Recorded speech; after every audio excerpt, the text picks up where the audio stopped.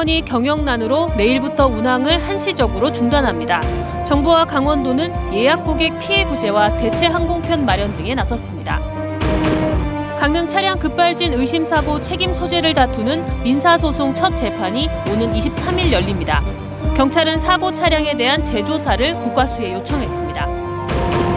동해시가 최근 동해상에 계속되는 지진의 진앙이 강릉시에 더 가깝다며 기상청 재난문자 발송에 반영해달라는 건의문을 냈습니다. 일본 정부의 후쿠시마 오염수 방류 예정이 다가오면서 정부가 시찰단을 파견합니다. 강원도에서도 걱정이 커지고 있습니다. 안녕하십니까. 뉴스데스크 강원입니다. 국회 행정안전위원회가 파행되면서 강원특별자치도법 전부 개정안 법안 심사에 비상이 걸렸습니다. 지난 16일 국민의힘과 더불어민주당의 거센 충돌로 국회 행안위 회의가 파행된 가운데 당분간 갈등이 이어질 것으로 보여 강원특별법 전부 개정안 상정 작업 등에 제동이 걸린 상태입니다. 강원도와 지역 정치권은 당초 오는 22일 법안 심사 소위원회 상정을 통해 행안위 전체 회의와 법제사법위원회를 거친 뒤 30일 본회의 통과를 목표로 했지만 이 같은 국회 파행으로 당분간 표류하지 않을까 우려의 목소리가 높습니다. 양양공항을 모기지로 하는 플라이강원이 경영난을 이기지 못하고 한시적으로 운항을 모두 중단하기로 했습니다. 운항 재개 여부는 아직 알 수 없는 가운데 국토교통부는 고객 피해 구제에 나섰고 강원도는 대체 항공편 마련에 고심 중입니다. 3년 전 이스타항공 폐업 사태처럼 플라이강원 직원들이 거리에 나앉는 건 아닌지 우려도 나오고 있습니다. 이준호 기자가 취재했습니다. 양양 출발, 제주 도착 항공기를 타려는 승객들이 탑승 수속을 밟고 있습니다. 플라이강원의 항공 운항 중단이 다음 달 말까지 예고된 가운데 마지막 항공편의 탑승객이 됐습니다. 제주도로 갈 때 원주나 김포로 갈 때 너무 힘들 것 같습니다. 시간도 오래 걸리고 사람들이 많이 불편하지 않을까. 양양 공항을 거점으로 두고 있는 플라이강원이 오는 22일 회생법원에 법정 관리를 신청한다고 밝혔습니다. 현재까지 누적된 채무가 440억 원 규모여서 경영난을 견디지 못한다는 겁니다. 어제 오후 늦게 운항 중단 신청서를 서울지방항공청에 제출하고 내일부터 다음 달 말까지 한시적으로 운항을 전면 중단하기로 했습니다. 플라이강원은 보상 차원에서 다음 달 30일까지 제주행 예약 고객에게 편도당 10만 원씩 지급하기로 했습니다. 그러나 이후 운항 재개 여부가 불투명해 7월 이후 항공편 예약 고객들은 환불금을 제대로 받을 수 있을지 걱정입니다.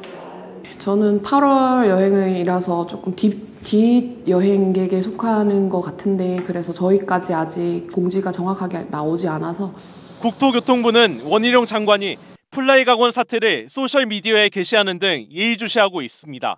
기업회생 신청 예고와 운항 중단을 갑자기 발표한 플라이강원에 소비자 보호와 보상을 철저히 할 것을 요청했습니다. 10월 말까지 4만 명에 달하는 예약 고객들의 피해 구제를 위해 엄정 대응하겠다고도 덧붙였습니다. 충분히 환불이나 보상이 이루어지는지를 철저히 감시를 할 예정이고요. 강원도는 플라이강원의 운항 중지가 장기화될 것을 대비해 대안을 찾고 있습니다. 운항 중단 사태가 60일 이상 넘어가면 항공사의 운수 사업권이 사실상 취소될 수 있기 때문입니다. 이 때문에 다른 저가 항공사와 제주행 노선 투입을 위한 협상을 진행 중이라고 밝혔습니다. 대체 운항이 될 수 있도록 국토부나 공항공사하고 유기적으로 협조해 나갈 겁니다. 당장 걱정인 건 직원들입니다. 직원 규모가 약 290명 정도인데 임금이 많게는 한 명당 석 달치, 모두 50억 원 넘게 체납된 상태인데 만일 플라이강원이 아예 파산하면 그대로 거리에 나앉을 수밖에 없습니다. 최근 플라이강원은 경영난 해결을 위해 한 사모펀드 운용사와 1,000억 원 규모의 투자 협상을 벌여왔지만 불발된 것으로 알려졌습니다. 지난 2019년 10월 첫 운항 이후 정확히 1,300일 만에 모든 운항이 중단되면서 지역민들의 불편과 혼란이 커지고 있습니다. MBC 뉴스 이준호입니다. 얼마 전 규모 4.5의 지진이 발생하는 등 올해 들어 강원도 동해 해역에서 크고 작은 지진이 계속되고 있습니다. 그런데 동해시가 이번 지진의 진앙은 강릉이 더 가깝다며 개선이 필요하다는 입장인데 기상청의 입장은 조금 다릅니다. 배연한 기자가 취재했습니다. 동해시 도심에 설치된 CCTV입니다. 화면이 갑자기 위아래로 흔들리더니 차량들의 주행 속도가 느려집니다. 강릉 경포해변 입구에서도 택시 한 대가 갑작스러운 진동에 놀란 듯 차선을 벗어나 주행합니다. 지난 15일 발생한 지진은 동해시 북동쪽 52km 해역에서 발생했습니다. 그런데 이를 놓고 동해시가 반발하고 있습니다. 지진 발생 지점과 가장 가까운 지역은 동해시가 아닌 강릉시 강동면이라는 겁니다. 그런데도 동해시가 표기돼 주민 불안이 커지고 방제 대응에도 영향을 미쳐 개선이 필요하다는 입장입니다. 동해시는 이 같은 내용을 담은 건의문을 기상청에 전달했습니다. 해안선에 있는 시군청의 위치를 기준으로 하고 있습니다. 그러나 이것은 불합리합니다. 향후에는 해역 지진 발생 위치로부터 제일 가까운 해안선을 관할하는 지자체 기준으로 해야 함이 타당합니다. 기상청은 견해가 다릅니다. 현재 해역에서 지진이 발생할 경우 진안과 지자체 본청, 즉 청사와의 거리로 지역명을 넣고 있습니다. 진안과 강릉시청, 동해시청의 거리를 보면 동해시청이 더 가까워 동해시 북동쪽 해역이라고 표기했습니다. 해역은 일단 주소가 없는 데다 진안과 가장 가까운 육상 거리를 일일이 계산하다 보면 신속하게 보내야 할 재난 대응 문자 메시지가 오히려 지연될 수 있다며 현재 표기 방법이 정확하고 합리적이며 더욱 신속하다는 입장입니다. 자동으로 분석해서 발표하는 정보를 초단위로 아주 신속하게 전달을 하려고 그런 체계를 만들어 놓은 거거든요. 지금 현재 설정돼 있는 기준점을 현황 유지를 하는 게 좀 더 바람직하지 않을까. 올해 강원도 동해 해역에서 진도 2.0 이상의 지진은 16번 발생했는데 모두 동해시로 표기됐습니다. 동해시는 지난 2019년에도 기상청에 비슷한 건의문을 보냈지만 기상청은 이를 일축했던 선례가 있습니다. MBC 뉴스 배현환입니다. 강릉 차량 급발진 의심 사고의 책임 소재를 둘러싼 민사소송 첫 재판이 나흘 앞으로 다가왔습니다. 경찰은 먼저 국립과학수사연구원에 차량 조사를 의뢰해 결과를 받았는데 일부 사항에 대해 다시 조사해달라고 요청했습니다. 이하라 기자가 취재했습니다. 지난해 12월 6일 강릉에서 발생한 급발진 의심 사고. 뒷좌석에 탄 12살 어린이가 숨지고 운전을 한 60대 할머니도 크게 다쳤습니다. 반년이 흘렀지만 사건은 아직 경찰 조사 단계에 머물러 있습니다. 경찰은 사고 차량에 대해 국과수에 조사를 의뢰해 지난 3월 결과를 받았지만 지난주 다시 조사를 요청했다고 밝혔습니다. 국과수 조사 결과를 놓고 경찰이 일부 부실하다고 자체 판단한 것으로 풀이됩니다. 경찰 자체적으로도 사고 차량에 관한 재현 실험 등 추가 조사를 이어갈 예정이라고 덧붙였습니다. 경찰이 국과수에 재조사를 요청한 건 이례적입니다.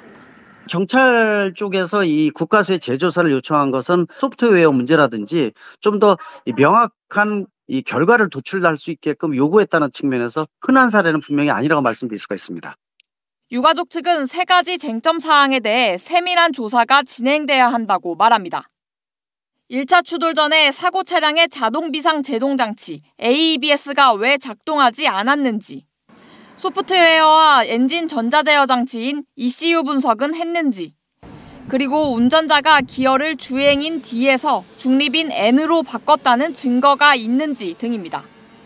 운전자가 N으로 났다라는 증거 자체가 없는데 왜 N으로 났다는 전자의 그런 분석을 하시냐고. 운전자 할머니와 유가족은 지난 1월 10일 춘천지법 강릉지원에 차량 재조사를 상대로 손해배상 청구 사건 소장을 냈습니다. 그리고 4개월여 만인 오는 23일 첫 변론이 펼쳐져 본격적인 재판이 시작됩니다. 가족들은 법원에도 사고 차량에 대한 감정을 요구할 계획입니다. 지난 3월 유가족은 미국처럼 사고 피해자가 아닌 차량 재조사가 결함 여부를 입증하도록 법을 고쳐달라는 국민동의 청원을 냈고 소관 국회 상임위 회부 조건인 5만 명 이상의 동의를 얻었습니다. 국회에서는 계속해서 관련 법률안을 발의하고 있지만 여야의 국회 파행이 계속되고 있어 현재로서는 제조물 책임법 개정으로 이어지지는 못하고 있습니다. MBC 뉴스 이하라입니다. 일본 정부가 후쿠시마 원자력 발전소 관련 오염수를 7월쯤 방류한다는 방침을 정한 가운데 정부가 21명 규모의 사찰단을 구성해 후쿠시마 오염수 관리 시설과 실태를 확인하기로 했습니다. 하지만 방사능 오염수 방류 결정을 놓고 반발과 비판 역시 거세게 이어지고 있습니다. 홍한표 기자가 보도합니다. 오는 7월로 예정된 일본이 방류하기로 한 후쿠시마 원전 오염수는 130만 톤. 우리 해역까지 도달하는데 1년에서 5년 정도 걸릴 것으로 예측됩니다.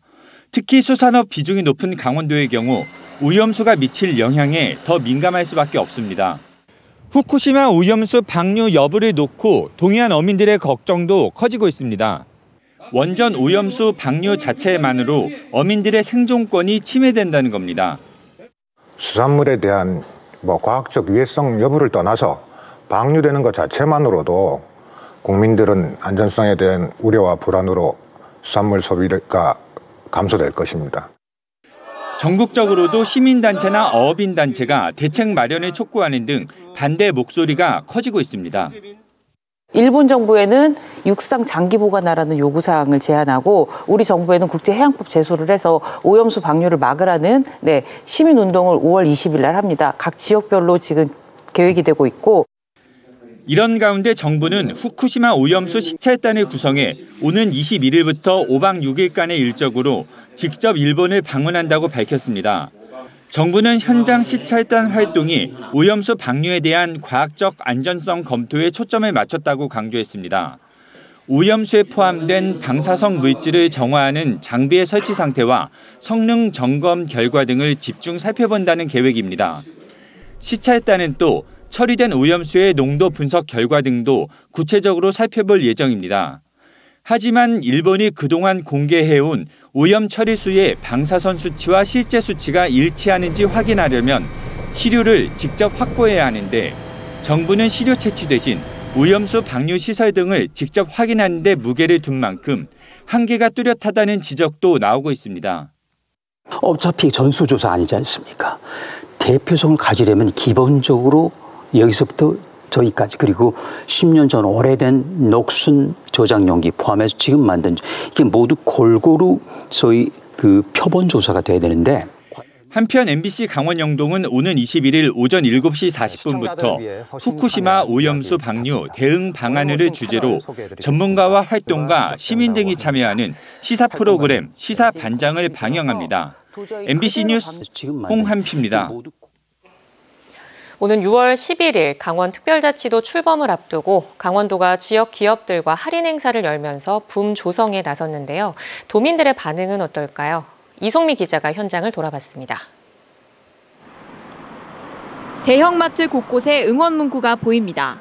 특별자치도 출범을 20여일 앞두고 마트가 붙인 현수막입니다. 강원도와 마트가 손잡고 도민에게 알리겠다는 취지입니다. 특별자치도를 앞세워 할인 행사에 나선 건 지난 18일. 이름만 들어도 알만한 마트 13곳이 뜻을 모았습니다. 도민들 반응은 어떨지 직접 물어봤습니다. 출범으로 할인하는 거 알고 계셨어요?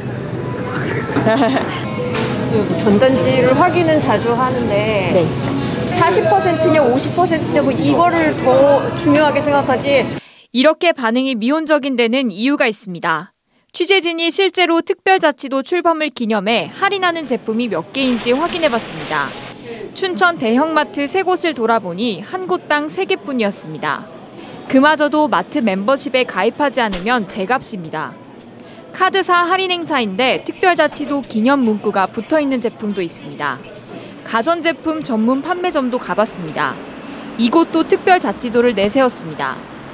하지만 정작 도민들이 궁금할 만한 할인 행사 관련 내용은 없었습니다. 특별자치도와 관련된 현수막도 찾아볼 수 없습니다. 이제 동시에 같이 됐었을 때 이제 추가로 뭐 되는 게 있어서 꼭 몇 %라고 얘기하면. 유통업계는 할인폭이 크면 이익이 적기 때문에 행사를 확대하는 데 부담을 가질 수밖에 없는 겁니다. 강원도도 행사 참여를 각 업계 자율에 맡기다 보니 기간이나 제품, 행사 규모에 관여하기 어렵습니다. 허울뿐인 보여주기식 행사보다는 특별자치도 출범 의미뿐 아니라 소비 심리도 만족시킬 수 있는 마케팅 전략이 필요해 보입니다. MBC 뉴스 이송미입니다. 비가 내리면서 낮 기온이 뚝 떨어진 강원 영동 지역은 내일 아침까지 다소 쌀쌀한 날씨가 이어지다 낮부터 기온이 오르겠습니다.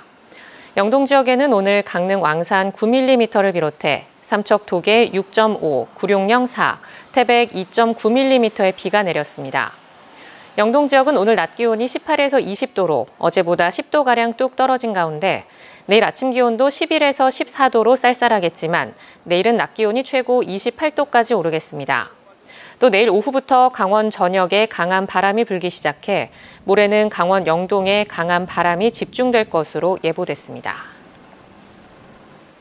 2025년 강원도민체전이 삼척에서 개최됩니다. 강원도 체육회와 삼척시는 2025년 제60회 강원도민체육대회를 삼척에서 개최한다고 밝혔습니다. 삼척에서 강원도민체전이 개최되는 건 2007년 이후 18년 만입니다.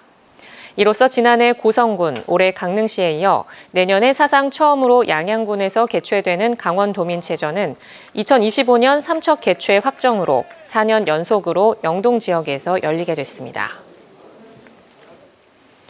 최근 동해안에 지진이 잇따라 발생하는 가운데 행정안전부가 지진 해일 긴급 대피 장소에 대한 현장 점검을 시행합니다. 행안부는 다음 달 2일까지 지진 관련 전문가들과 함께 강원도와 경북, 울산, 부산 등 동해안 지역을 방문해 긴급 대피 장소를 점검합니다.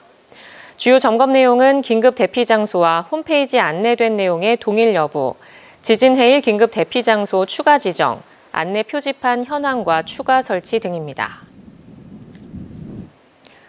전국 폐광 지역 시장 군수가 지역 공동 발전과 회생 방안을 모색하는 행정협의회가 오늘 영월에서 열렸습니다. 영월과 정선, 삼척, 태백, 충남 보령, 경북 문경, 전남 화순 등 7개 시군 지자체장은 2045년까지로 한정돼 있는 폐광지역 개발 지원에 관한 특별법 시효를 폐지하고 지역 개발을 위한 정부 차원의 조직 구성, 전담 기구 설치, 별도의 재원을 마련할 것에 의견을 모았습니다. 또 다음 달 2심 선고를 앞둔 폐광기금 부과 처분 취소 소송과 관련해 공동 대응 방안을 논의했습니다. 천만송이 장미를 배경으로 펼쳐지는 2023 삼척 장미축제가 내일 개막합니다. 삼척 50천 장미공원 일원에서 내일부터 오는 25일까지 닷새간 이어지는 다함께 로즈 삼척 장미축제는 천만송이 장미와 함께 빛터널과 환상의 숲, 빛의 정원, 은하수로드와 포토존 등 다양한 볼거리와 행사로 구성됐습니다. 축제 기간 유명 가수와 밴드의 공연이 이어지고 지역 먹거리와 특산품 판매 부스 등이 차려질 예정입니다. 공연 예술축제 세계 양대 산맥으로 꼽히는 호주 애들레이드 프린지 페스티벌에서 호평과 함께 위클리 어워드를 수상한 뮤지컬 퍼포먼스 아리아라리가 내일부터 서울에서 펼쳐집니다. 정선아리랑 문화재단은 설립 15주년 기념 기획 공연이자 호주 축제 참가 귀국 공연으로 한층 업그레이드된 공연을 선보일 예정이라며 내일부터 31일까지 국립중앙박물관 극장 용에서 공연을 펼칩니다. 뮤지컬 퍼포먼스 아리아라리는 유네스코 인류무형문화유산인 정선아리랑을 모티브로 춤과 음악, 타악 등이 결합한 현대극입니다. 오늘부터 사흘 동안 정선군 하이원 리조트에서 반려견 도보 축제인 댕댕 트레킹 2023이 개최됩니다. 이번 댕댕 트레킹에는 강형욱 반려견 훈련사와 함께하는 세미나, 반려동물 관련 학과 체험 부스 운영, 수의사와의 상담 등이 진행됩니다. 댕댕 트레킹은 보호자와 반려견이 자유롭게 숲속 도보 여행을 즐기는 행사로 반려동물 동반 여행 문화 개선을 위해 마련됐습니다. 강릉문화원이 8월 10일부터 13일까지 열리는 제10회 명주인형극제 어린이 포스터 공모전을 엽니다. 강원도 내 만 3세부터 13세 어린이를 대상으로 명주인형극제 마스코트 마리와 시시를 활용한 나만의 포스터를 공모해 24개 작품을 선정하고 행사 기간 전시회와 시상식을 열 예정입니다.